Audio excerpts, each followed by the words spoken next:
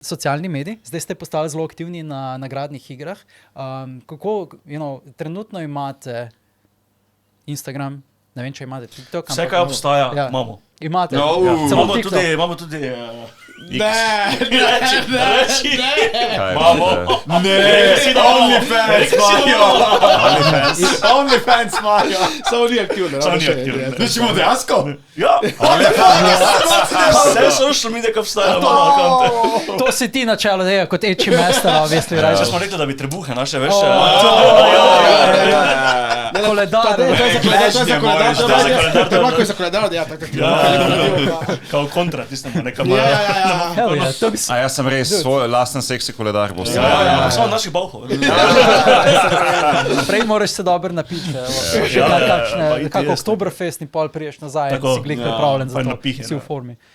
Instagram, tam zelo pogosto delate nagradne igre, trenutno ste itak zelo vključeni v sponzorska dela, se pravi, delate z Konfilmom velika, ne? S Cineplexom tudi, ja. Ja, s Cineplexom delate. Kaj je ta finta? Ja, mene to ful zanima, ker ste ful promovirali na Umiko, dejansko Spy X Family.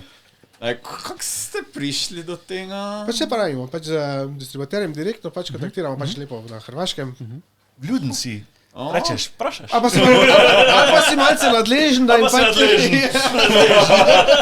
Imate kakšne informacije, zakaj je Konfilm kot distributer zelo padel recimo zdaj v distribucijo anime? Ker oni so bili, niso bili še One Piece Film Red, ki se je predvajal decembra, mislim, da to še bil to ima Piece of Magic. Potem so pa imeli tale od Sonya, Kimetsu no Yaiba, pa imeli so potem Slam Dunk, če se ne motim. Ne vem, so imeli oni Slam Dunk? Ali imeli tudi Piece of Magic? Lahko, da so imeli. Ne, Piece of Magic je pač Slam Dunk. Ampak zdaj rečemo temu, to je direkt Cineplex, ker pač Cineplex mora nekako uvoziti zadevo vse v Slovenijo, ker pač Piece of Magic je dejansko francoski. Mislim, da je francoski. Ja, bo držal, ja. Ja, mislim, da je francoski distributer, ki pač ima sicer evropske distribucije, ampak morajo jih pač kontaktirati, da lahko potem pač spravijo vsem. In pač zato mora dejansko večji Cineplexi pač narediti, ki pač imajo finance za to. To je res. In zdaj spet odvisno, za kakšno projekcijo gre. Včasih dajo na poln spored in včasih gre za projekcijo, kot jo bomo videli zdaj majo. Včeraj ste objavili novico, da se bo Haikyuu predvajal kot special projekcija. Ne, verjetno se bo naredil kot redna, ker je pač kot redna. Ja, kot redna. Samo redno pomeni za nekaj en teden. Ja, pač en teden, pa dva pač, odvisno pač, kak je gledal. Čakaj, torej novica že je zunaj, že lahko govorimo. Seveda lahko govoriš. Kaj? Haikyuu pride! Ja, distributer je že dal novico ven, oni so jo podelili in tako da vemo, da bo Haikyuu maja. In to je dejansko oni movie, The Dumpster, dejansko nadaljevanje od anime serije, ki je bilo in dobimo. Film, ki je prišel na Japonskem ven, če se ne motim, pozim. Ja. Da v bistvu 6 mesecev zamika je kar dober za Evropo. To moramo iti rewatch vse, da prijemo spet nazaj. Mislim, jaz moram še pogledati. Jaz sem samo na začetek gledal nekaj.